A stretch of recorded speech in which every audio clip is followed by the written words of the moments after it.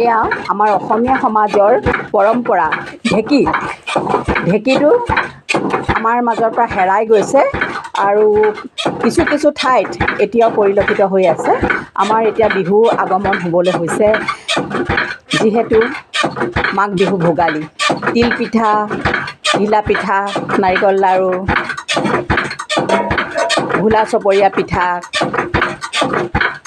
বহুতখিনি। আমি সুতুলি পিঠা, আমি এয়া ঢেঁকী নহ'লে আমাৰ নহয়। এয়া মই পৰিলক্ষিত হৈছোঁ এয়া ঢেঁকী দি। এতিয়া তিলপিঠাৰ কাৰণে বৰা চাউল খুন্দিছে। এয়া এইটো খুবুলি বুলি কয় ন? এইটো খুবলি কয় নে খুবুলি কয়? হা? খুবুলি। অঁ, এয়া খুবুলি কয়।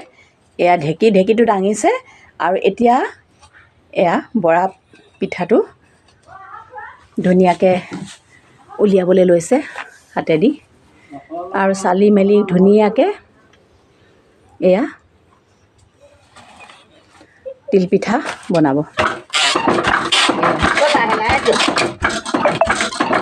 এয়া আপুনি কি কি পিঠা বনোৱাই ইয়াৰ পৰা? পিঠা, ভিলা পিঠা, সুতুলি পিঠা, তাৰপিছতে চুঙা পিঠা চব বনাব পাৰি।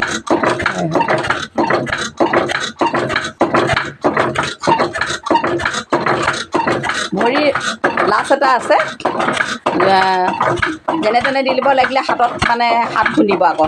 হাত যেতিয়া এয়া দি থাকোঁতে আপোনাৰ অকণমান চপাই দিয়ে আৰু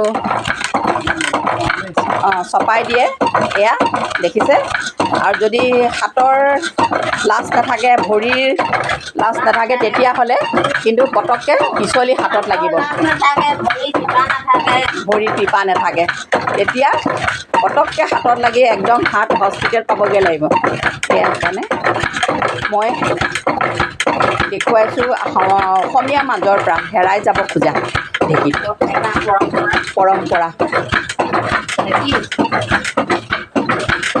এয়া বৰা চাউল আজিকালি মিক্সিত কৰে ন, আৰু উৰালতো কৰে বহুতে, উৰালত খুন্দে।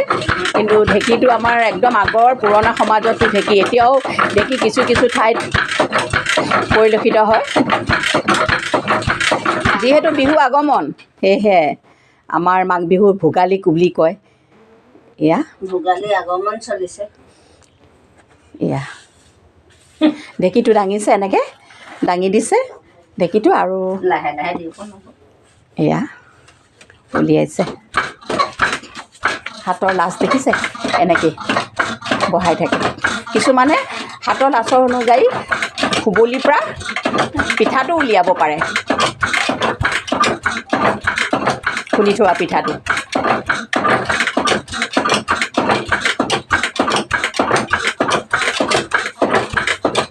আৰু ভাল ধৰণে যদি নাচালে তেতিয়া তিলপিঠা নুঠিবও পাৰে। সেইকাৰণে খুব সযতনে কৰা হৈছে। মোৰটোলৈ দি দিবি।